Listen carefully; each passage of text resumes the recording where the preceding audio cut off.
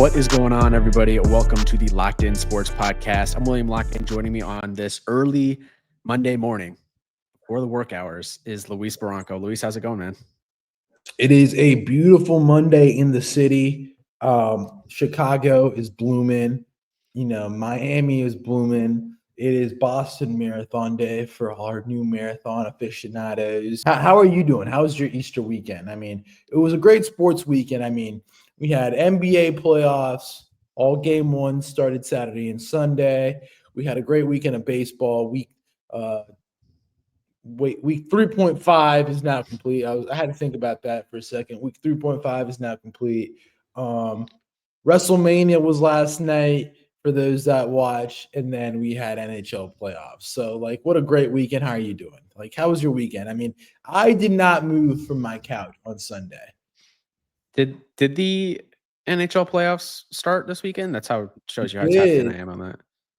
They did. I mean, Very big series going on. I mean, I feel like the gods of sports are looking down on us with all these series. I mean, in NBA, you have, the Warriors versus the Rockets. You got Lakers versus the T-Wolves, all the storylines involved there.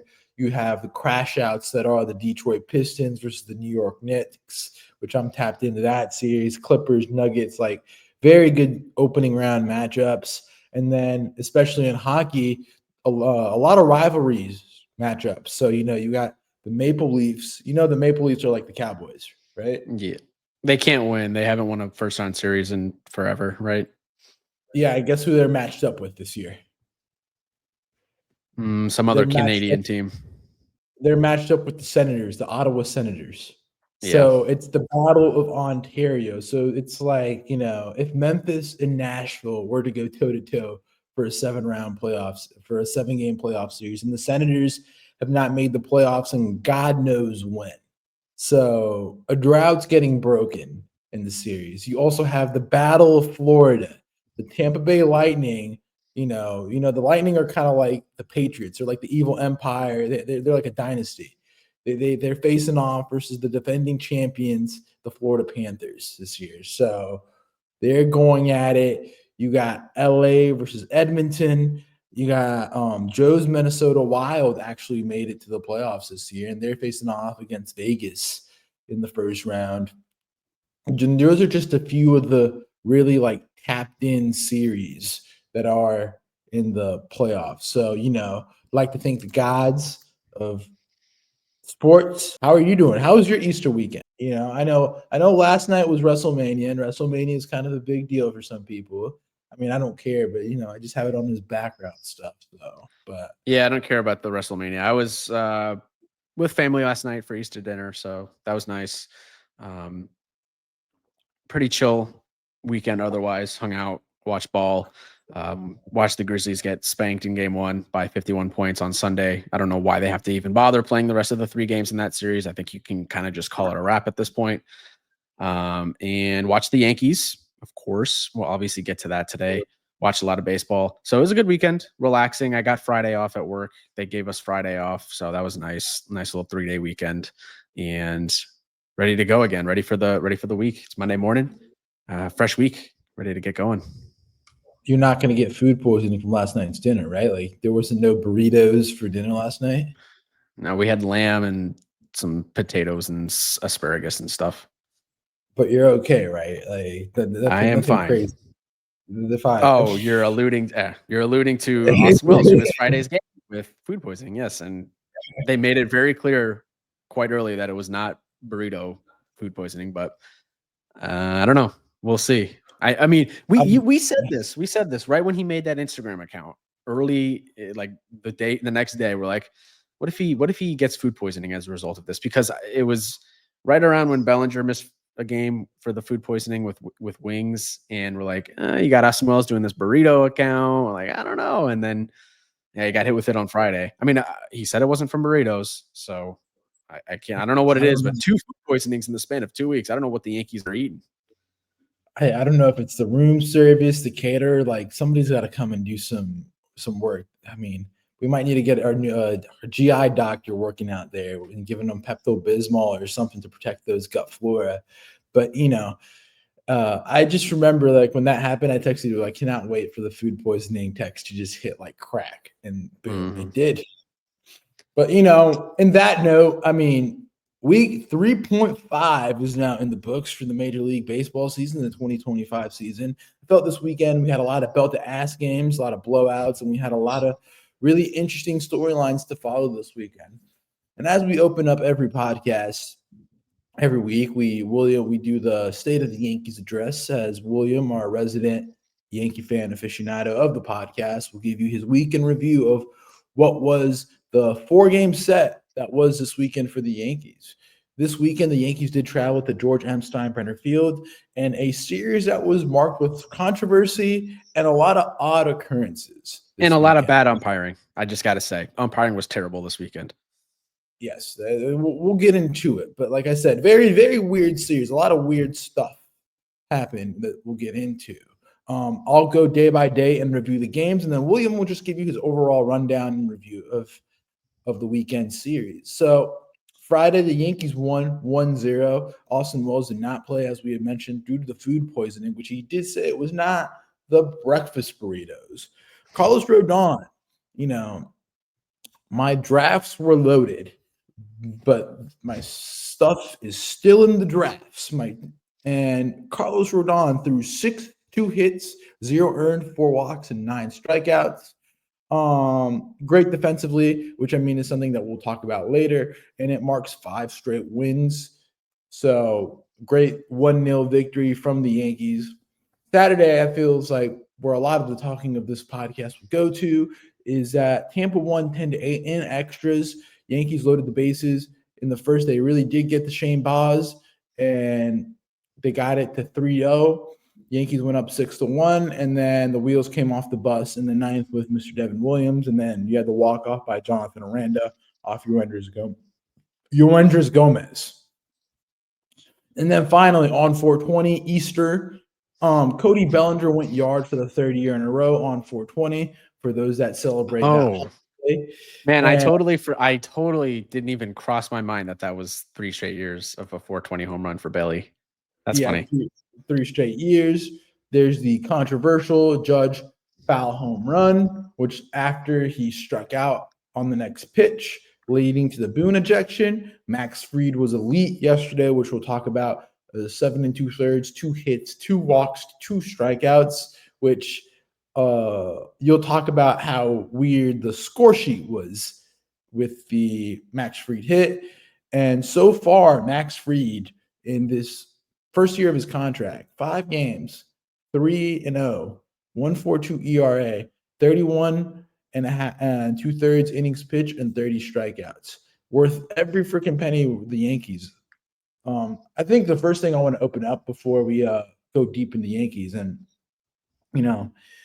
I feel like we talk about like who's the best player, like who's best, like what's top 5. I think everybody looks at lists and wants to list things. I mean, now in the game and space of podcasts and sports media, everybody wants to make a list. Look at Bleacher Report. Bleacher Report has made a living off those lists. So look at First Take. They're always doing like top 5s. Who's the number 1, 2, 3?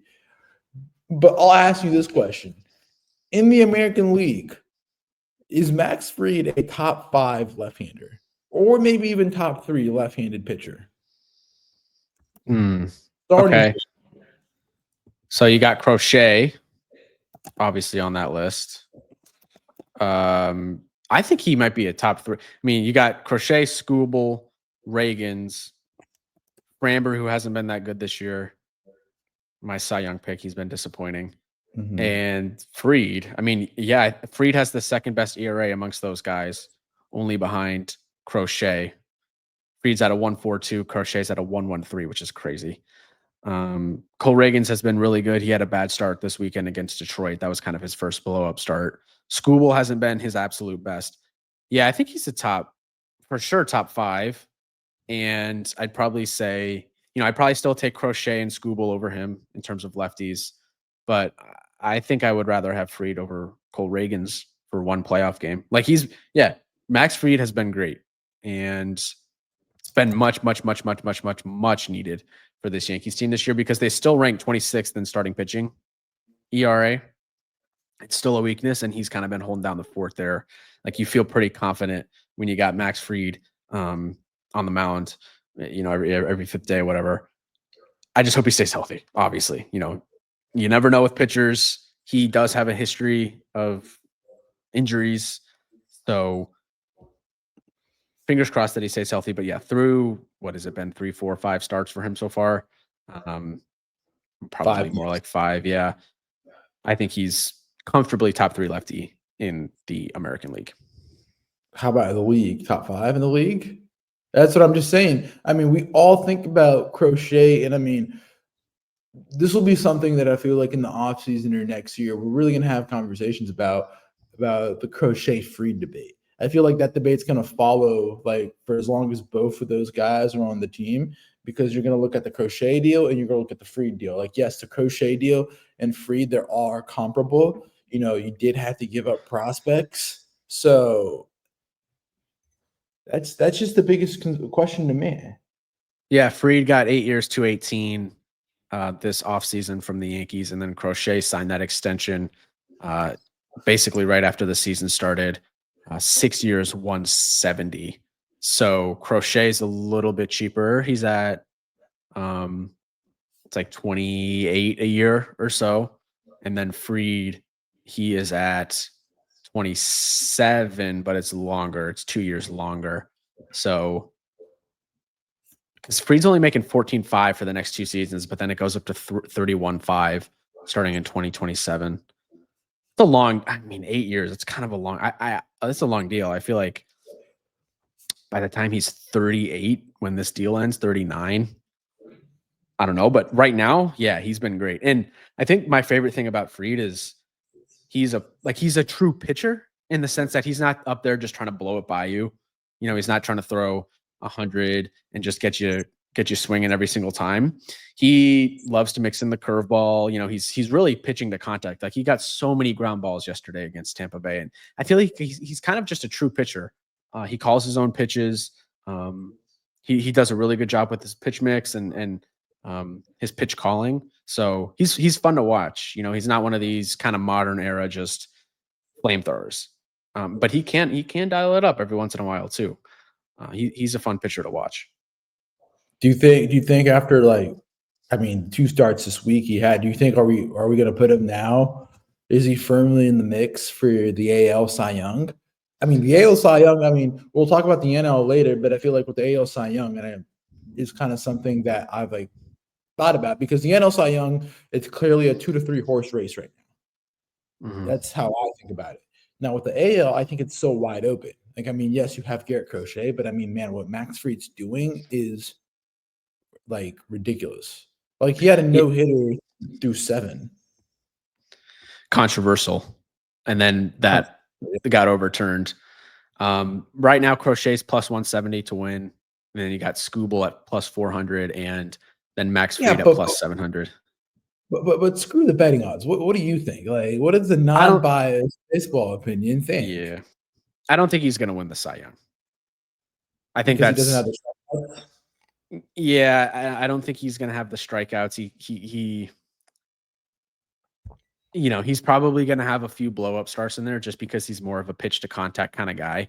And, he's a guy that struggles with injury. Like I said earlier, he might miss a few starts with a hamstring or something. God forbid anything happens with his elbow. It's almost, I don't know. I don't know if I would. I don't think he's a good bet to win Cy Young. I have more confidence in a dude like a Scooble who's done it, even a Crochet who I just think his stuff is flashier.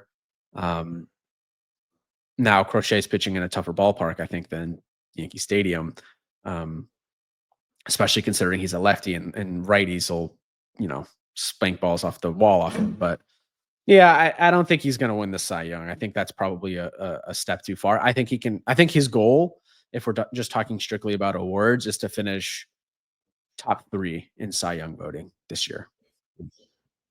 No, you did bring up a very good point, pitch to contact, moving away from the whole chatter about the Max Fried stuff. I watched all 3 games sporadically this weekend. I know Saturday's game, I had a function I had to attend Saturday night, so I was not able to fully watch the game. I know I will definitely talk about like Saturday night. I was definitely put in a very bad mood at the bar that I was at on Saturday night, and they were like, "Dude, what's wrong?" And I'm like, "Devin Williams just blew up the whole freaking game." But one thing I will note is how good the Yankees have been defensively. I mean, the whole thing for this offseason, and you said about, and you read and come on the pod, has said how good the Yankees are trying to improve as a defensive team. Why is Gleiber not on the team? Why or is Jazz going back to second? You can clearly see like the middle infield defense has increased tremendously. And when you look at the statistics to that, and I mean, that was something that both the Tampa broadcast team and Michael Kay on the Yankees Yes Network said that they're really improved. And I know some of the plays they were making were some plays that last year lead to a run. Like the whole infield has a whole lot more range, and the outfield, you really feel comfortable. Like yesterday's game, at the end, you had at center, you had Grisham, and then you had Bellinger in at right. So you really feel comfortable about the whole outfield aside from Dominguez at left. But and even Dominguez has been improving in left. Yeah. But statistically, guess where the Yankees rank in DRS so far? Which is third. They rank second in defensive runs saved. Who's first? Tampa. Last year, guess where the Yankees ranked in DRS? I think they were like 28th. They ranked 12th and 31st. I was way off. It felt way worse than it was. Well, there was way worse teams like Miami, Cincinnati, Oakland, and the White Sox. But last year in 2024, in a single season, according to Fangraphs DRS right here that I'm reading, they had 31 in DRS. 31.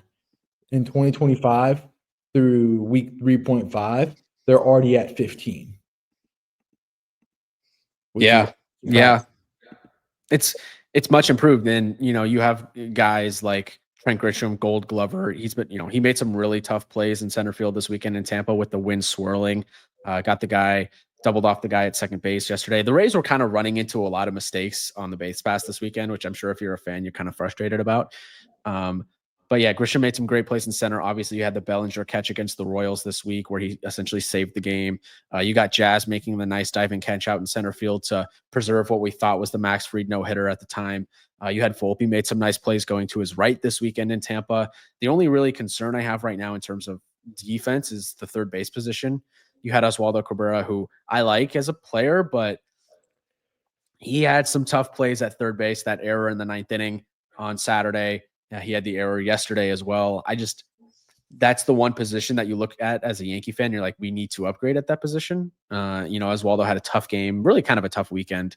But all around the field, otherwise, I think it's a really good defensive team. Even JC Escarra, I think he's a solid backup catcher. Austin Wells is a good catcher. Like, remember last year, I'm watching the Red Sox documentary right now on Netflix. So you've fallen into that? Like, yeah. I feel like every baseball influencer at this point has been talking. Like, I was watching Baseball for Baddies, and then another golf influencer, they were talking about like, oh my God, like they're like Yankee fans are anti-Red Sox. I'm like, oh my God, how favorable this is for the Red Sox.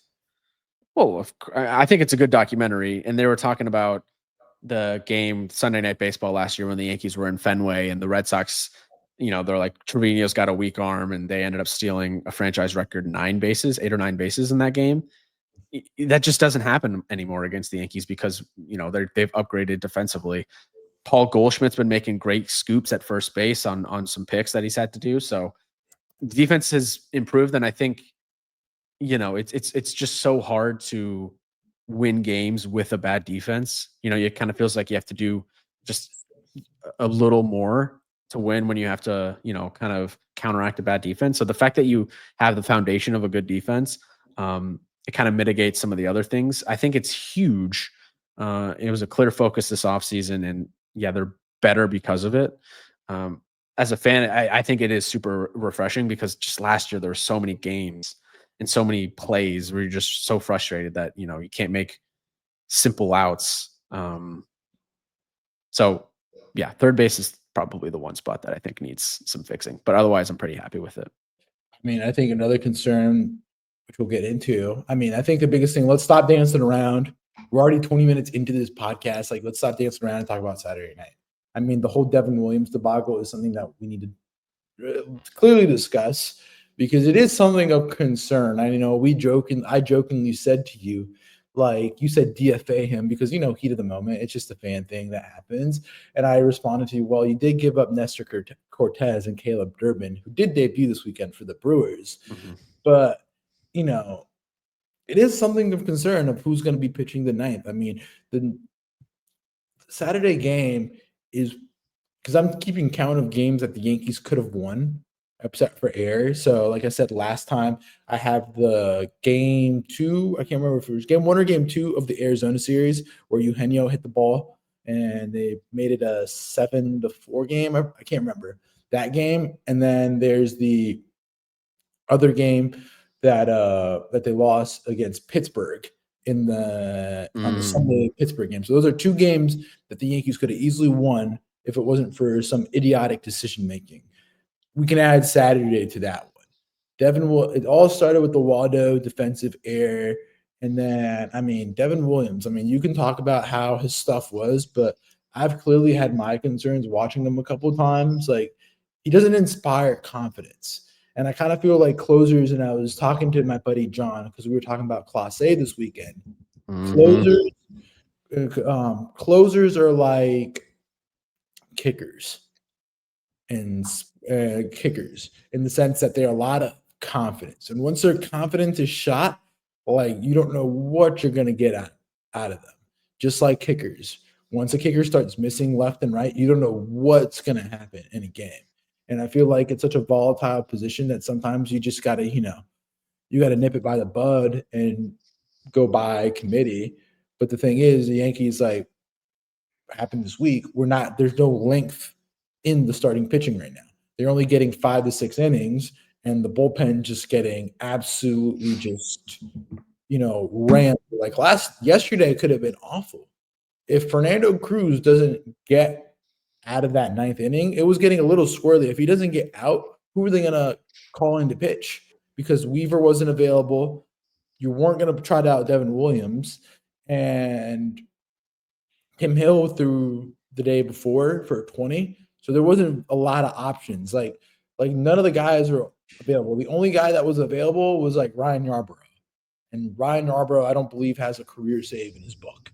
So it's very interesting to talk about the whole debacle. And fans are turning on Devin Williams.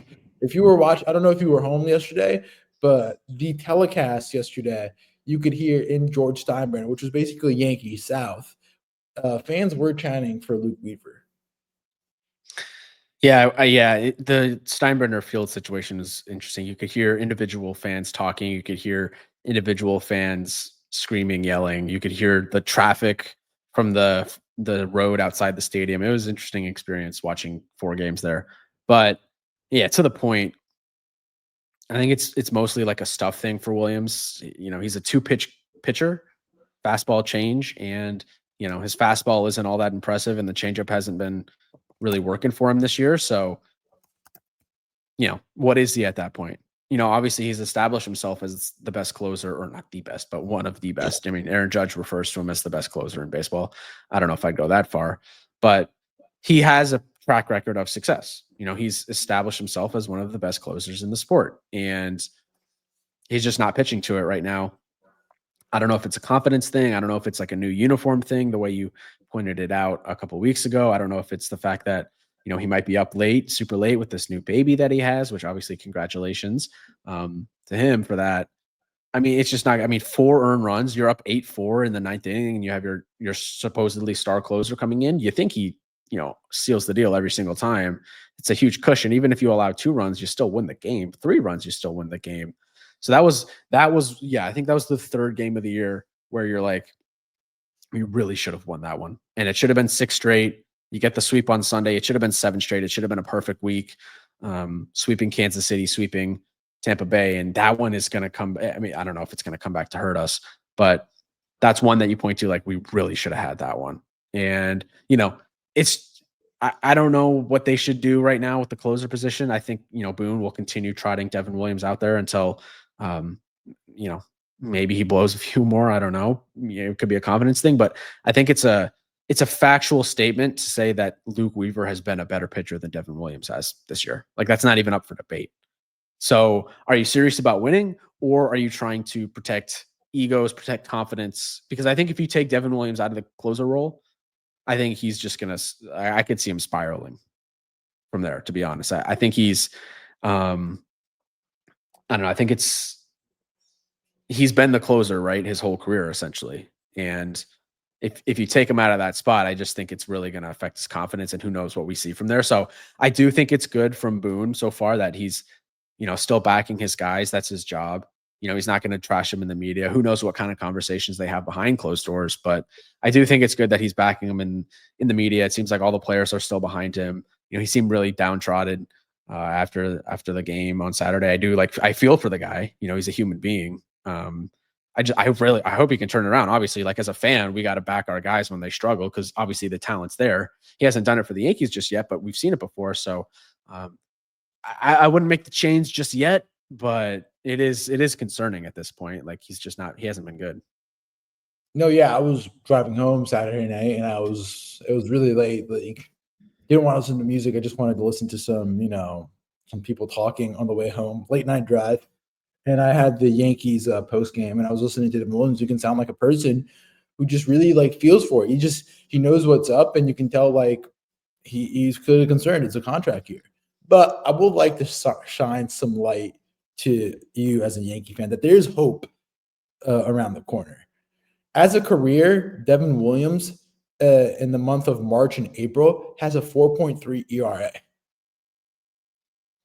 Now, when it turns to May, he goes to a 2.51 ERA. In June, 1.65. July, 0.87. August, 1.55. And then September, October, 1.89. Maybe it is just a slower start. So, like I said, we also talk about the hits that Devin Williams gave up 2 nights ago. The first hit had a .089 expected batting average. The second one had a .016 expected batting average, and the third one had a .149 expected batting average. So they were just really unlucky hits. Or really lucky hits for them, unlucky for him. Yeah. Yeah, unlucky for him. But it's like, look, I feel like as we put a bow on this weekend, Steinbrenner Field's going to be one of those parks that it's going to be weird. And I think that's something that we're going to really reiterate throughout the season. Like, watching games in Sacramento and in Tampa are going to just be weird, just because of the optics that it is a AAA ballpark, minor league ballpark. And there's just a lot of things that aren't up to par to the major league standard. Yankees had a great week. I mean, I feel like we got on last Monday, when we recorded week 2.5 podcast.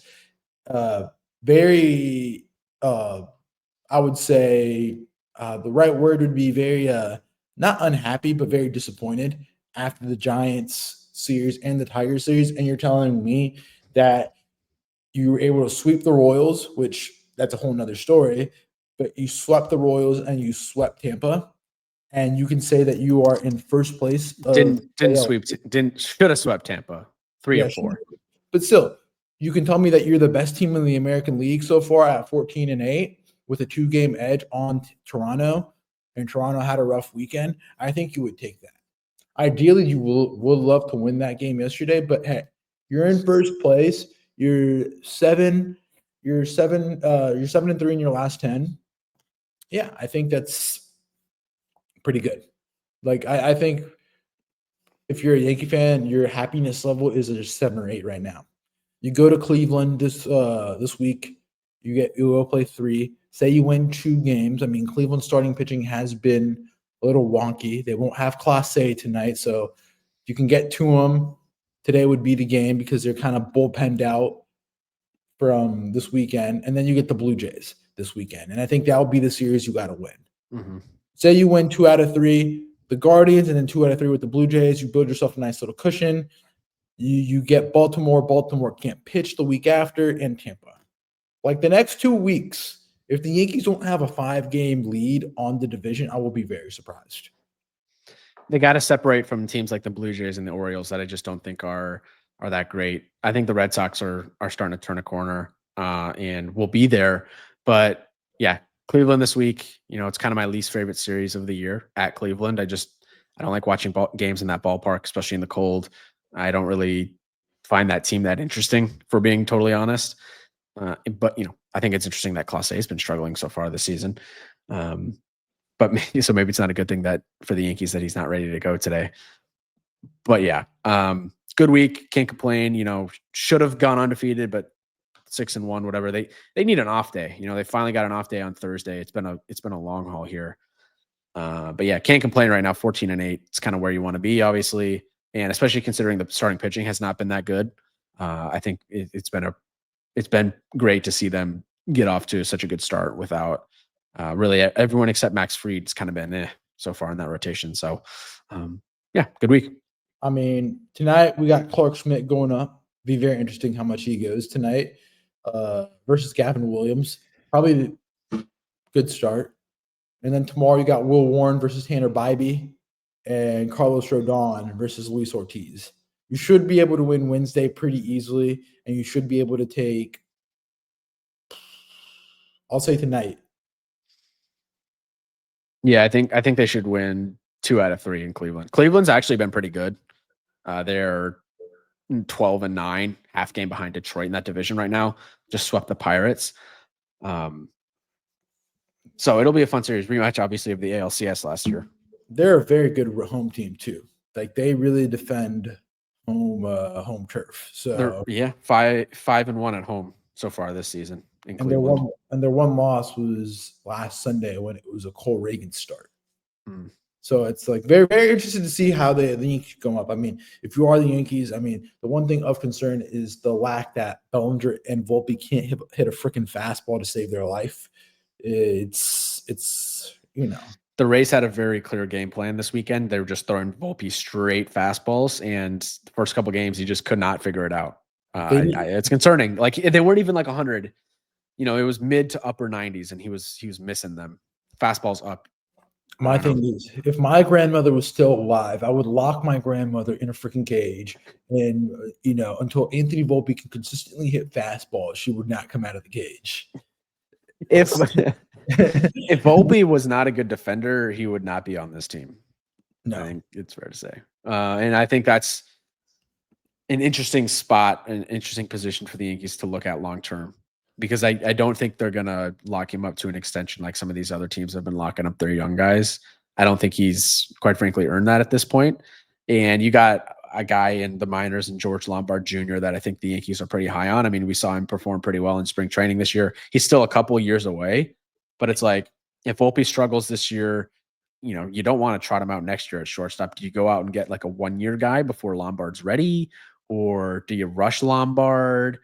It's a position that the Yankees really haven't figured out since Jeter. I know Didi was really good, probably one of my favorite Yankees of all time, honestly, but it was only for a few years. And then Volpe takes over, and he's kind of, his rookie year was great, hit 20+ home runs, won a Gold Glove, but took a step back last year. Really has, the power has been there a little bit early, maybe less so in the last week or so, but he's a good defender for sure, which is great to have at shortstop, but there's plenty of good guys you can get at shortstop defensively. So he's got to figure out the bat. You think we're going to have a Swanson Arcia debate for the Yankees pretty soon? I don't think the Yankees would take on a contract as big as Dansby. I also don't think the Cubs are going to want to trade him. No, not in that point. I'm just saying at that point that the Braves had the decision to pay Arcia. Pay Swanson, and they decided not to, and they went with Arcia. I think we could be getting to a crossroads here in the next 2 or 3 years with Volpe, that you pay Volpe that bigger deal, or they just go for a veteran guy, which we'll see. I mean, that's something 2 or 3 years away. I mean, we're not going to get caught in talking about that. But before we move on from the series, anything about Tampa? What do you think about Tampa? Yeah. Jonathan Aranda was impressive. He's top in the major leagues for a lot of key stat categories. He was good. I think Junior Caminero is good. The pitching, so. I think their bullpen's just not as good as it used to be. Usually they had a dominant bullpen. That's just not really a strength for them anymore, I feel like. And Chandler Simpson, that dude is incredibly fast. I mean, he's a threat, even if he's not hitting the ball hard. If he's just slapping the ball on the ground, he can beat out so many ground balls. Super impressed with him. I think he's going to be a real asset for them moving forward. Other than that, not much. As a Max Fried ex fantasy owner for the past 2 seasons, I've never seen that man run faster to first on that, little squib outs. All in all, good series for the Yankees. Rate the week as we close it out. Got to give it a 9. It would have been a perfect 10 if they didn't blow Saturday's game. But we didn't mention Ben Rice missed Sunday's game because he got hit in the elbow on Saturday. He seems to be day-to-day. X-rays were negative. It was a scary moment when it happened, but hopefully he can be back into the lineup today against Cleveland. As we conclude with the Yankees, it was a great weekend for him, as we said. We will now talk about other series. William, what series caught your eye this weekend? Let me just run through some series. Just first one, I'll definitely say is the Red Sox. I mean, Red Sox won 2 out of 3, 10-3 on Friday, 4-3 on Saturday in 10, and then White Sox won yesterday 8-4. Tanner Hoke had a rough outing yesterday. I mean, they do play today. Happy Boston Marathon Day to all of our marathon listeners. I know I will be watching a little bit and tracking it on my laptop. But anything to talk about that series? Yeah, not much. I guess the Red Sox won the first 2 of 3. You got Martin Perez on the injured list with elbow inflammation. For the White Sox, only reason I note that it's concerning because it's the elbow. He was the guy that got off to a decent start, could have been traded at the deadline. The White Sox are terrible. Liam Hendricks activated off the injured list on Saturday, returns to baseball after a nearly 2-year hiatus. Clap it up for him. I think that was obviously some great news over the weekend that he's back on the field.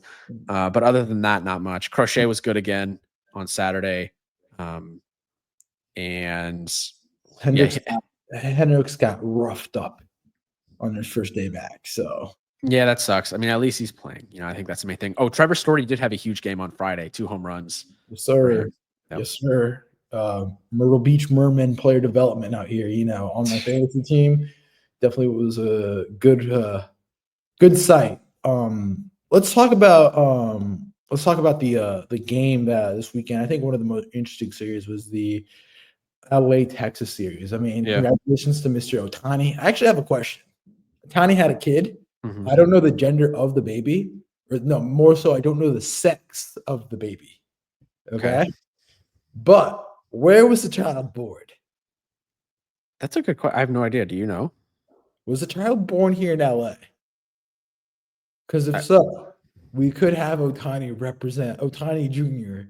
represent Team USA in the future in some sport. I know the mom was an elite basketball player in Japan. Either way, we could have, the next Paige Buchers, the Japanese Paige Buchers, or we could have the American version of Shohei Ohtani. Oh my God. That's a good point. I'm not sure if I've seen it reported where the child was born. But given that he missed Friday, Saturday to go be with his wife when that happened, I feel like it was probably in the United States, just because if you're flying all the way to Japan, only for a couple days, I know these guys have private jets, it's easy, but the jet lag is real. I think he might have been born in the United States. Hey man, he needs to get into whoever. He needs to get really good friends in school, and maybe we can talk him into representing the United States for baseball or basketball if it's a female or male basketball. Hey, his mom is pretty tall. Shohei's already 6'6", and I think his wife's also pretty tall. So hey, an American Ohtani, think about it. I'm telling you, baby girl, Mamiko. Oh, easy. We can have, USA soccer or USA female basketball, think about it. America does have a better basketball program, women's basketball, than the Japan basketball program. So we just need to tell her, like, hey, if you're trying to win gold medals or you're just trying to compete for bronze out here, like, we are going to be competing for gold medals. But aside from that, it was a really good series. I mean, the Dodgers won 2 out of 3. I think we need to talk about, and I will need to apologize about Yoshinobu Yamamoto. That man was electric on Friday. Like I said earlier, I think the Cy Young race is between him and Hunter Green, and then Paul Skeens is in the wings. Is he the best pitcher in the sport right now? I think so. I was going to say Hunter Green, but of course, the week that I get on the Hunter Green train is the week that he just decides to just blow up on Saturday. But I mean, he struck out 10. And like I said, Yamamoto was a pitcher in Japan with an extensive resume. I mean, 5-time MPB All-Star, 3 years in a row, back-to-back-to-back, Japanese Triple Crown winner, 3-time Pacific League MVP, 3-time Sawamura Award, back-to-back-to-back, which is the Cy Young over there, 3-time Gold Glove, and 4-time Pacific League ERA champion, and 4-time strikeout champion. Like, the dude has an extensive resume behind him compared to other people. The thing with Yamamoto is obviously the splitter. He's thrown it 141 times this year. Batters are hitting 77 against it, 0.077, with only 3 hits, one of which being a double. He has 20 strikeouts with his splitter this year. It's almost an unhittable pitch, especially when he's locating it down and away against lefties. I mean, he looks the real deal, and I'm glad for him. Last year, obviously battled injury, kind of was up and down. He feels really settled, comfortable in his role now, and man, he's just going out there and dominating every 5th day. Like, that's, considering the Dodgers rotation maybe hasn't been as dominant as we expected it to be so far this season, and some of their depth has been banged up, he has been huge for them. And that game on Friday was really fun because you had Jacob deGrom on the other side of things. He had a really good start. He went 7 innings, only allowing 3 hits, 1 earned run, a walk, and 7 strikeouts. It was a vintage pitcher's duel on Friday night. Dodgers won that one 3-0. Do you know that for the first time in like deGrom's career, he was an underdog on Friday night? For the first time in his whole career? Yeah, I read the stat. It was craziness. Wow. But a great pitching duel. I mean, we'll run through the rest of the series. I mean, Roki pitched on Saturday. He gave up a 2-run bomb to Higashioka, but he had a great start. I mean, I know I was very critical of him, but it looks like those mechanical kinks that he had have been a little bit worked out. And so I kind of feel like the biggest thing with those splitter guys, and Yamamoto does elite, and I know you've seen it, is that he locates that fastball down in the zone at the knees. And if you're able to locate the fastball down in the knees, how it tunnels with the splitter, just think about it, how difficult it is for hitters. Like, think about it from a hitter's perspective for you. Like, if you're getting located down in the zone, a fastball on the paint, and then you're getting a splitter, how do you combat that? Yeah, you can't. I mean, it's a good splitter is one of the best pitches, I think. Like, I look at it almost as like a good, because it's just kind of the way it drops is really tough to hit. I think, a good changeup maybe is the toughest pitch to hit for me, at least, because it looked like a good one looks like a fastball, but it's 3, 4, 5 mile an hour less, and it's just, there's not much you can do. It's really hard to pick up a good fastball. So same thing with a good splitter. But if you tunnel it like down, like I'm saying, like he does it, like he throws that fastball down on the knees and then tunnels it with the splitter going down. Also, like, it's impossible. I feel like you're just like, yeah, you don't know. But Adolis Garcia hit a walk-off on Saturday night to win 4-3 off Kirby Yates in his return. And then yesterday, the Dodgers won 1-0. Tyler Mahle had a great start. Kind of been one of the unsung heroes to start out the year. Pitched 7, 2 hits, 3 walks, 4 strikeouts. He leads the league in ERA with a .68 ERA, which is the lowest ever in Rangers franchise history after 5 games. beating out Rick Honeycutt with a .72 ERA in 1983. Now, I got a stat for you, William. Prior to the game, he ranked 4th in lowest slugging percentage allowed in the first 2 times around the lineup. Guess who else is above him? And I'll give you a hint. White Sox, Padres, and Red Sox.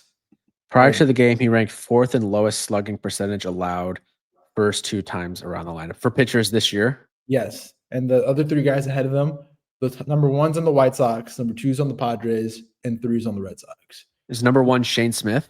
Yep. Number 2? Pavetta? No. Well, I don't think it's Cease, right? Because Cease hasn't been that great this year. Is it Michael King? Nope. Is it Cease? No. You already said Cease twice. Okay, sorry. Randy Vasquez? Yeah, Randy Vasquez. Wow. And then Boston Crochet. Yeah. Wow. So that's a good list to be on for Mr. Molly. That's a good series for the Dodgers. I mean, I think the Rangers are proving themselves. I think the Rangers are going to be the class of the AL, I feel, this year. Hey, look at their pitching stats. The Rangers are 2nd in starting pitching ERA, 1st in WHIP, 1st in walks per 9, 1st in hits per 9. And the hitting has kind of been an issue for them. 25th in average, 25th in OPS, 29th in OBP, 29th in runs. They really haven't gotten the bats going, but the starting pitching has been great for them, which is kind of interesting because I thought we kind of thought it would be flipped heading into the season.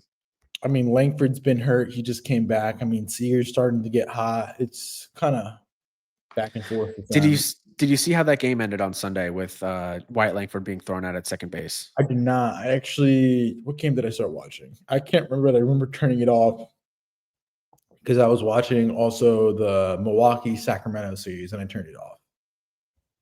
Yeah, so 9th inning, Wyatt Langford gets on base on an infield single.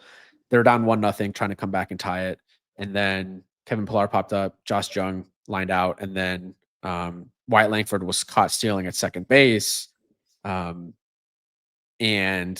he was safe originally, but his foot came off the bag and they kept the tag on him and he was ruled out afterwards. My question to you is, do you have an issue with that rule? You don't have an issue with the rule? Okay. No, I don't. I really don't. It's like, crap. There's a play exactly like that the guy ran off first base and just was like he was safe. He thought he was out. He runs to first and thought he was out because he thought he got tagged, but then he comes off the bag and then it starts like a whole rundown. I can't remember what game it was this weekend, but I remember watching it. But good series all in all for the good quality baseball series. Let's call it like that. Let's talk about the Milwaukee-Sacramento series, the Athletic series. Brewers won 2 out of 3. Brewers ran wild, winning 14-1 yesterday. A tough day for Sacramento. They only had 4 hits, 2 coming from Jacob Wilson. Bullpen gave up 7 earned. Defensively, 4 errors for Sacramento's team. And the Brewers combined for 9 stolen bases in the whole game. 6 of them came in in 1 inning, which is the most by any team in the expansion era. They won Friday 5-3. Caleb Durbin got his first hit. Freddie Peralta had a good start. And then Saturday, Severino had to turn back the clock game. 8 innings pitched, 3 hits, 1 earned, 1 strikeout. Brent Rooker hit a homer. Langoliers hit a homer. And then Mason Miller got a save, winning 3 out of 1. Anything to take away from that series? I just think the A's pitching is not great outside of Severino. It's going to hurt them this year. I mean, 14-1 on Sunday. And how do you allow 9 stolen bases? That's crazy. Was Jose Trevino behind the dish is my question. Right. Like that's, yeah, exactly. I think that's a major concern. That's clearly a game plan from the Brewers to exploit some catching weaknesses from the A's there. So yeah, I didn't watch a ton of this one, just caught up through highlights. Not much to take away. It is good to see Caleb Durbin though playing. I'll be curious to see how his season ends up being, because obviously the Yankees traded him away for Devin Williams, who has been struggling so far. So I think the biggest thing about that thing is with the Brewers series, I think the Brewers are going to be very pesky. I'm ready for a Brewers Cubs series. I think the Brewers really match up well next to the Cubs. And I want to see how it turns out in a 3-game, 4-game set, which should be soon. Yeah, when I know the Cubs. This is a perfect segue for the Cubs. I know the Cubs probably the hottest offense in baseball. I mean, game of the year on Friday, winning 13-1. 13-11. 13-1, 13-11. PCA, 6 straight games with an extra base hit. Carson Helly hit a homer. 16 runs in the 8th inning, which is the most combined runs in a single game at Wrigley. Just absolutely nutty. Just bullpens were just atrocious for the Cubs and D-backs. D-backs lost AJ Puck to shoulder inflammation. And then Saturday, the Cubs won 6-2. I just can't watch the game on Marquee. I'm sorry. Marquee is just so difficult for me to sit down and listen. Like, I can't, it doesn't keep me engaged. Like, there's certain like broadcast teams that keep me engaged, like Yes Network, the A's Network keeps me engaged. Braves have a really good broadcast team, and so do the Cardinals. They keep me really engaged. Mm-hmm. I mean, I literally can't watch games on Marquee because it's blacked out, and I'm not spending an extra like $20 a month just to watch the Cubs. So the only way I can watch the Cubs is through MLB Big Inning or other streams that I can go down. Friday was crazy. That eighth inning was just ludicrous. We kind of saw that game kind of encapsulated what the Cubs have been so far this season. Just crazy offense, but the bullpen is going to lose them some games. I mean, they're first in runs in the whole league, 145. It's 19 more than second place. I know they have 2 more games right now because of the Japan series, but the Dodgers are all the way down in 10th in terms of runs scored. They only have 100, and the Cubs have 145. Cubs are, 3rd in home runs in the year. Of course, the Yankees are leading that. I feel like the Yankees always lead the league in home runs, but the offense has been crazy. And you had the wind blowing out on Friday, so that always, kind of makes for a fun game at Wrigley. Good series for them, man. They beat a team that I picked to win the World Series in the the Diamondbacks 2 out of 3. They got to Zach Gallen in his start on Saturday, 6 earned runs for Gallen. Corbin Carroll did have a leadoff home run in that game. He continues to rake. Kyle Tucker, I mean, the price keeps going up on Kyle Tucker. Cubs fans are starting to get a little concerned of the fact that he's playing so well. I think he's going to be a $500 million man. Yeah, I mean, talk about it. I mean, I was looking at the schedule, and they play the first weekend in May. So Cinco de Mayo, we see Cubs Brewers in Chicago, I believe. I just had it up. Yes, May 2nd through 4th. So just before Cinco. We'll be a good series. That division is just going to put interesting games. I mean, the Reds did what they had to do this weekend and beating Baltimore. Talk about how bad Baltimore has been this year. Their starting pitching is just absolutely atrocious. Like, their reclamation projects aren't working like the Mets. I mean, the Mets have done shrewd spending in the pitching market, but my God, 24-2 yesterday. Novelli Marte, 7 RBI day yesterday and 6 for 4 for Austin Wins. Reds had a bullpen game, and they only gave up 2 earned runs. Charlie Morton, 6.46 FIP. Dean Kramer, 5.77 FIP.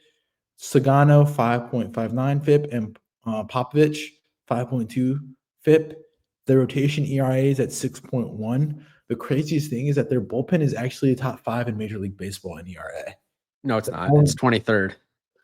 I saw a statistic right here on Twitter. I sent it to you. Well, it's wrong. It says relief pitchers 23rd in ERA on Fangraphs. That's crazy. Reliever ERA is 2.93 in baseball. Right here. I don't know how they define that. When was that tweeted? Yesterday at Codify at 11:46 in the morning. Codify baseball.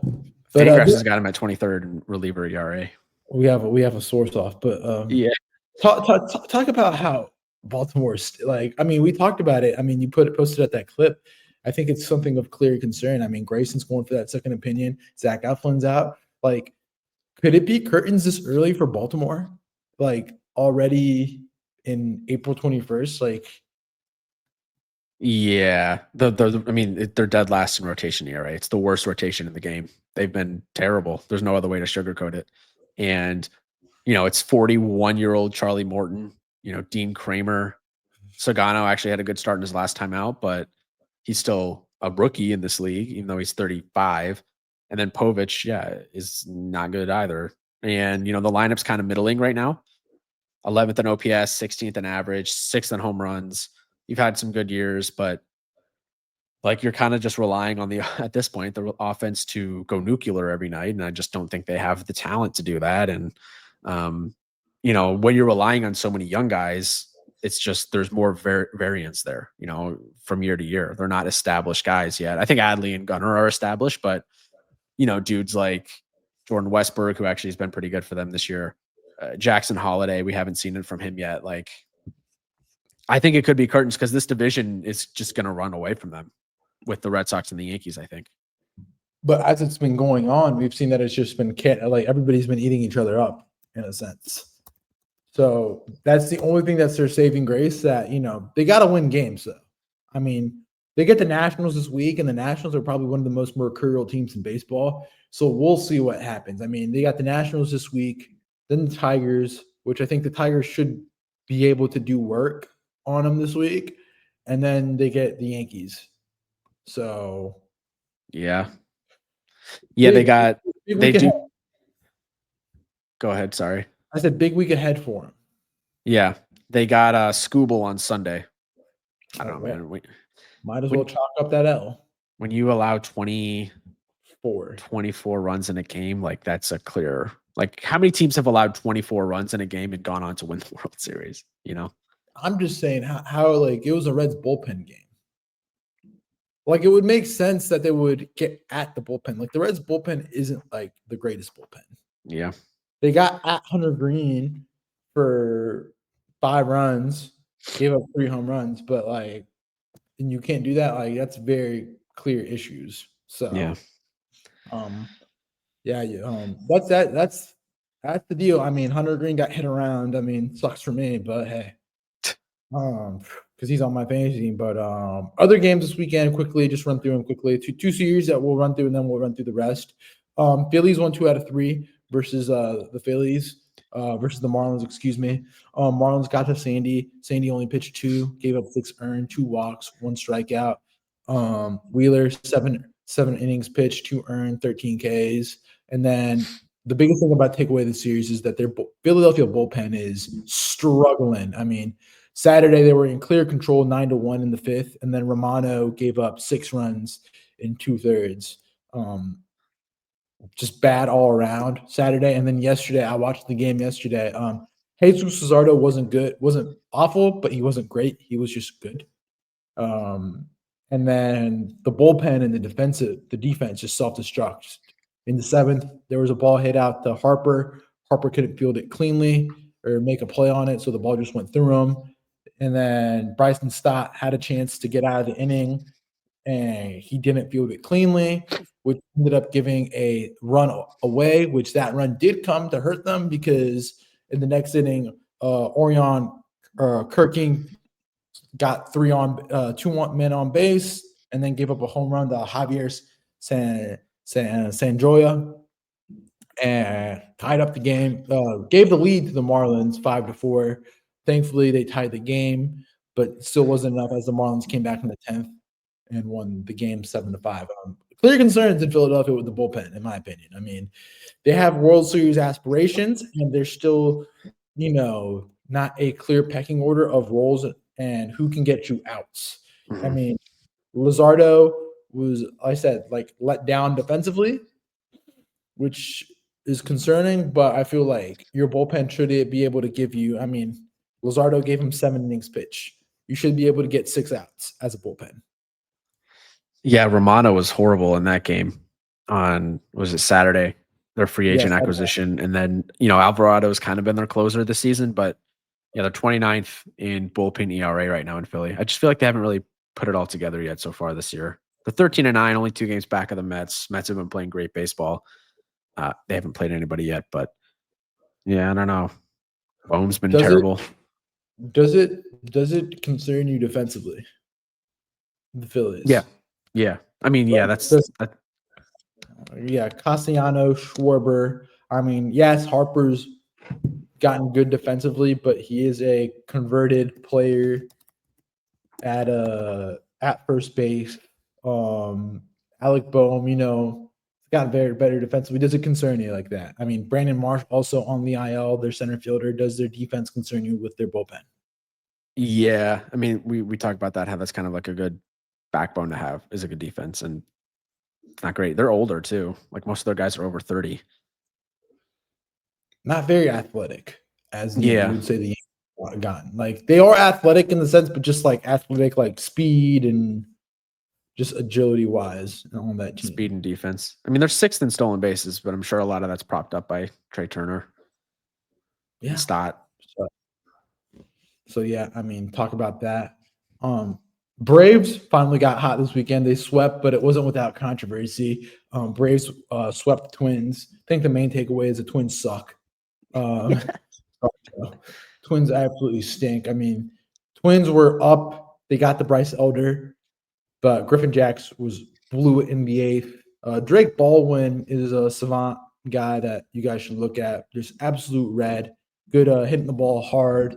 Won the game Friday 6-4, Saturday 4-3. Which I mean, the biggest thing about the Saturday game was the Jared Kelenic non-home run that hit off the wall that he thought was a home run, and he trotted and got thrown out at second, which then led to Mr. Ronald Acuña Jr. tweeting out, "If that was me, I would have been benched." Interesting comments that we'll talk about. They won yesterday 6-2 on Sunday. And then Matt Olson's getting hot. In the past 7 games, he's hitting 350 with a 480 OBP, 700 slug, 2 homers, 6 RBIs, and 5 walks. Signs are changing in Atlanta, but not without controversy. I think the biggest takeaway is the Kelenic drama. Biggest takeaway, Twins suck, like you said. I think the Twins are kind of like everyone's get-right series this year. And yeah, the Kelenic thing was interesting. Did not see that coming. Acuna kind of like his first like public statement, I feel like, in a while. Haven't really heard much from him this season, obviously, because he's been hurt. Yeah, I don't know. Where is that coming from Acuna? Does he feel like he's being like he doesn't like the manager, Brian Snitker? Is that something with it? I think Snitker's in a contract year, right? Could be wrong on that, but Snitker's thinking about retirement. He's uncommittal for next year. Okay, yeah, thinking about retirement. It's not what you want. Your star player kind of seems like seemingly beefing with his manager while he's still hurt. I don't know. That's interesting. I mean, I was optimistic about the Braves from this weekend, and really this, they lost the series to Toronto, but it seems like they're kind of getting going, and then this happens. Maybe there's more behind the scenes that we don't know about. It's also interesting that you bring out like the same thing happened with the whole Freddie Freeman drama. You remember that when the whole Freddie Freeman drama happened when he left. Doesn't help that he's hurt with an ACL tear. My question is, can you see a world where, let's say the Braves don't get right, that they trade Acuna? I mean, he is going to be worth a lot of money when he comes up for free agency. I mean, we've always talked about off air about, what are the Braves doing? I mean, the AL East is very hard. The NL East is very hard to compete in with the Phillies and Mets. And then you add the fact that the whole NL West is good aside from the Rockies. They do have a lot of money committed to an Austin Riley, Ozzie Albies, Acuna. They're going to have to pay Strider at some point. Schwellenbach's going to have to get paid. And, they are carrying that 3 for 50 with Jerkson Profar. Acuna is going to be up in 2029. But, I mean, I don't think you're going to be able to get – like, his value is going to be so high right now that I think if you trade him in the next year or whenever, you could get a lot back from him. And, I mean, they did not pay Max Fried, which is very interesting. You don't pay Max Fried, but you pay Profar. Right. You don't pay Freddie Freeman. You get Matt Olson. Like, I know we talk about, you mentioned the point that, they don't have money. They have money. But it's just like, they didn't pay Max Fried. So what's going to tell you that they're going to pay everybody else that they have coming up? Yeah, their payroll's not as big as you think it would. It's $211 million. And, it's kind of the story with them is they sign their guys to these like small contracts or like team-friendly long-term deals. Like Acuna is only making $17 million a year. He signed an 8-year, $100 million deal, just severe underpay for one of the best players in the sport. Austin Riley, 10 years, 212. I think that's a huge deal. Olson got 8 years, 168. Like they paid those guys. But Albie's team-friendly deal, Profar. Like, why do you make that deal when you can go and re-sign Fried? You know, so I feel like you're the first person that's brought up these questions, but yeah, there could be a world in which they decide to move away from these top guys. Before you continue, Fried's paid till 2029, so I will take that back. But still, I mean, that core, it needs to get you somewhere. And I think the Braves are a very good front office that they're going to see that this core really doesn't, like, if this core can't get it done, then why are you going to keep running it back? They're just going to keep getting older. Get it done, though. Yeah, but that was 2021. And we're in 2025. It's 4 years later. You know, it was a while ago. You do have to make these questions. I'm just saying, it's just like we haven't heard good stories from Acuna, positive spins. It's always drama. Yeah, and usually, like I said, when there's fire, like I said, their schedule is manageable. They got St. Louis and Arizona, which could be tough this week, but then it's Colorado. So you expect to win the next 2 out of 3 series. Are you sleeping on St. Louis? St. Louis just got swept by the Mets. I mean, but the Mets have one of the best rotations right now, ERA-wise. Yeah, I think the Cardinals are a little pesky, but I think if the Braves are getting right, they win that series. Let's see. I'm just saying, if there's smoke, there's fire there. Okay. When there's smoke, just keep it in your head. We talked about the Guardians sweeping the Pirates. Paul Skeens Day was Saturday with the bobblehead, and they had the bobblehead line all the way over to the bridge, which was insane. Skeens was the 8th major league pitcher in history to reach 200 Ks in 28 career games. Class A had a rough going, which, funny enough, I have some statistics on Mr. Class A. You know that Emmanuel Class A right now in 2020, big 2025, 9 2/3, 8.38 ERA, 2.28 WHIP. And you know that he improves to 3-0. And he's the only MLB pitcher with 3 wins. I saw that tweet. I mean, yeah, he's been bad, but the Guardians are still in second place, half game back. So good sweep for them. Pittsburgh is, I feel for Paul Skeens, like, just his post-game interviews are always interesting. I don't know. Just reading, watching those. Love the Paul Skeens GQ with Livy Dunn. I think that everybody's making that a meme right now. But very interesting quote that you said about his post-game. Cody Duncan made this tweet about what Paul Skeens said afterwards, and it was tweeted out. I don't think it's getting enough run. He said, "Positive things and friendships don't win championships." Yeah. I don't know if he wants to be there, to be honest. Very, very interesting. But aside from that, good series win from the Pirates. Quickly running through San Francisco. Yeah, excuse me. San Francisco lost 2 out of 3. Angels won the series 2 out of 3. Big bases clearing double by Joe Adele to win it. Justin Verlander had a good start yesterday. Trout has been either home run or single this year. On Saturday, he had a 2-homer game, 435 nuke, and then he hit the warning track in the 9th that would have tied it. Giants are 10-5 on the road. Zach Neto's returned on Friday. 10-6 now, but yeah. Yeah, 10-6. Very good weekend for the Angels. Angels are going to be very pesky. What else? What other games that we have on the docket this weekend? We talked about the Mets sweeping St. Louis. I mean, Mets starting pitching has been elite so far. Soto's getting standing ovation treatment after pretty much not doing much.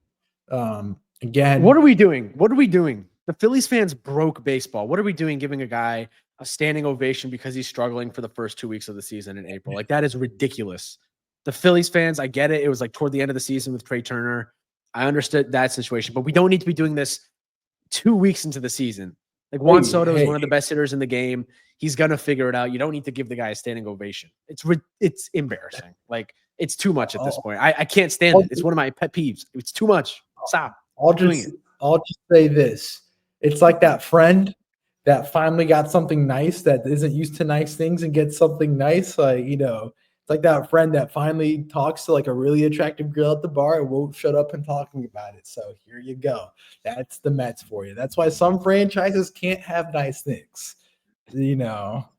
Just keeping it out there. That was ridiculous. Lindor hit a walk-off home run on Friday. Yeah, well, who cares? Because they're talking about Lindor, Team Puerto Rico, World WBC captain. But for all I'll know, he'll be hitting .83 throughout the whole WBC because he doesn't start playing until like June. So, yeah, congratulations. Mariners won 2 out of 3 versus Toronto. Kind of a pesky rivalry going up there. I mean, Jeff Kaufman's been pretty good. Jose Barrios and Cal Raleigh got into it. Benches cleared. Barrios accused that Raleigh was stealing pitches, but Big Thumper has been hitting bombs, and so winning 2 out of 3 from them. Tigers won the series 3 out of 4. Had a rough outing yesterday with Scuba. Wasn't good, wasn't great, wasn't bad, wasn't great. They lost Scubal start, and then finally the last series of the weekend two series that we can talk about. You had the Colorado-Washington game, just a weird series in general. Mackenzie Gore had a great start. Dylan Cruz getting a little bit hot. They won 12-11 on Saturday, and the Nationals won the first game 1 3-2. Rockies were able to win game 2 of the Sunday game because Friday's game was postponed to snow. Snow in April is criminal. Nasty work going up in Denver. Pray for our Denver brethren. And then you have the Padres and Astros. Astros won 2 out of 3. Very scary moment last night. I was watching this play live. William was at dinner, and William was like, what the hell's going on? Luis Reyes ran into Mauricio Dubon. Kind of a weird play where Dubon braced himself for a collision, and his forearm ended up getting Reyes in the head, neck area. Reyes fell backwards and hit his head on the concrete. Concrete. No, on concrete. My bad. On grass. Sorry, I was thinking football. Like just they got concrete. No concrete. No, it's at a baseball diamond. It's not. They're not playing it where we played kickball. It's like growing up. Like no. So Cam Smith went yard, 2-homer game on Friday, and then Saturday they went 2 straight, which is the first time this series. Tatis, 2 for 4 hitting day yesterday, 358, 436 OBP, 691 slug, 1,128 OPS. Is he the early MVP favorite in the NL so far? He's up there. I mean, it's fun to watch that guy hit home runs. I feel like every home run he hits is just an absolute missile. Yeah, Astros won their first. Yeah, get well soon, Rays. The Astros won their first back-to-back or won 2 straight games for the first time this season. They had alternate wins and losses for the first 14 straight games, which was a franchise record. You know what we call that? What? We call that a 500 baseball team. Luis Reyes hit a home run this weekend. So get well soon. I mean, it's just a tough weekend for him. Hitting bombs and you get absolutely rocked. So Padres are still in first. I mean, that whole division is just weird, man. I mean, Padres go to New York next week, or the Yankees got near the Padres next week. So do they? Yeah, they do. We got the Padres have the Tigers and the Rays, and then the Giants. 2 weeks. 2 weeks. Sorry, in New York. Oh yeah, I think that series is coming up. It's the same week. It's the 5th through the 7th of May. Yeah, that'll be a fun series. A very fun series. Very interesting to see. Now, William, after this week has ended, are there any big takeaways? Any big takeaways? I think the main storylines kind of stay the main thing. Yeah. I think the NL West is crazy. I think you got to give the Mets credit. But I want to see them play somebody tough. And the Yankees are playing good. I think the American League it's not as good, obviously, as the National League. And you can make an argument that there's only 2, maybe 3 good teams in the American League. Yankees, maybe Red Sox. I think the Tigers are good, and maybe the Rangers, but they just haven't been hitting. And then the Cy Young races that we talked about. I think the American League race is pretty open. All lefties right now, which is kind of interesting. And then Yamamoto, you could make an argument he's the best player or the best pitcher in the sport. You want some stats to close out the pod today? Sure. The Orioles and Rockies have each given up 118 runs this season, tied for the most in the majors. That's one. Jeez. 9 out of 15 teams in the NL have positive run differentials. Only 4 in the AL have positive run differentials. Wow. Is the NL, and I think this will be something we'll table for the listeners and for the next pod, is the NL the superior division this year? The superior league this year? Or are AL teams just slow out of the gate? Don't answer that now. Keep it in mind. I mean, today we have some 11 a.m. baseball. We have Sox versus the Sox for the Boston Marathon Day. So very interested to see. Will we see a sub-3 marathon today at the marathon? Sub-3 for sure. You mean sub-2? Maybe, yeah, sub-2. Yeah, sub-2. No one's breaking the world record in Boston. It's too hilly. If a world record is going to get broken, it's probably going to be in Chicago because it's so flat. And I think the marathon world record 2023 was world record in Chicago. So not tonight or not today. I don't think we'll see a sub-2, but yeah, it'll be fun. I love the Boston Marathon. My goal is to try to qualify, but that is, you got to run a sub-3 marathon basically to qualify in my age bracket, which is just not in my capabilities right now.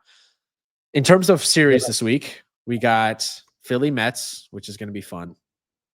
Tapped in. I'm going to be tapped into that. We got St. Louis, Atlanta, which I want to see the A's or the Braves continue to get right in that series. Seattle, Boston, I think could be intriguing.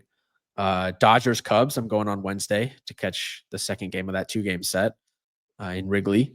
So excited to go watch that one. And then on the weekend, we have Cubs, Phillies, which is going to be a good series. Another Friday afternoon Cubs game.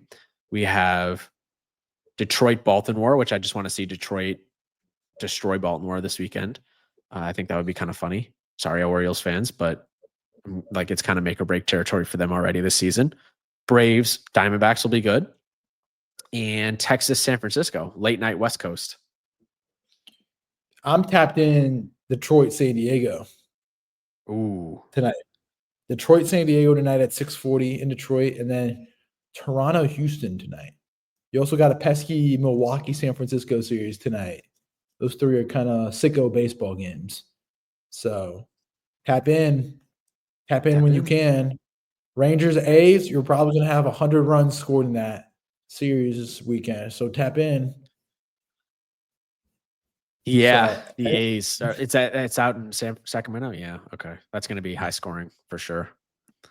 So, all right. Anything else as we close week 3.5? I mean, we're going to come back at the end of the week. We're going to review Guards Yanks on Thursday or Friday morning. We'll keep it locked into X/Twitter. Keep it locked into Instagram, YouTube. Williams dropping Substacks on the week. Also on the IG page, Williams doing a week daily Yankee review, Yankees in 60. So just keep it locked into the socials. I mean, anything else to close out the week, my guy? No, that's it. Subscribe to our YouTube channel. We're keeping that content flowing this baseball season. Hope you guys are enjoying. Luis, thanks as always. Have a good week. We'll be back at the end of the week to recap it all. Anything week 3.5, and then in 3 weeks for week, I think it's week 6.5 or 7.5. I think we're gonna have an in-person recording. Oh yeah, we'll be in Boston. We'll be in Boston. Gonna go to Red Sox Braves in Fenway. I'm excited for that one. Yeah, maybe we can check the Celtics out if we can get cheap Celtics tickets if they're in town. I don't know if I don't think we're getting cheap playoff Celtics tickets. I think those are going to be expensive. You know how cheap tickets are this weekend for NBA here in Miami? $30. Exactly $30 on the dock. Yeah. $30 Heat Cavs series, man. Yeah, I mean Belt the to Heat ask. are gonna, the Heat are going to get swept. So just like the Grizzlies. Hey, All right. but keep it locked. Make sure you follow the Substack. William, when's your next Substack article dropping? Yeah, probably Sunday. I didn't have time to get to it this week, so I'm gonna aim for Sunday. Any hints for the listeners? I know this is a longer pod. We got deep into this one. I'm still working through brainstorming some ideas. Word.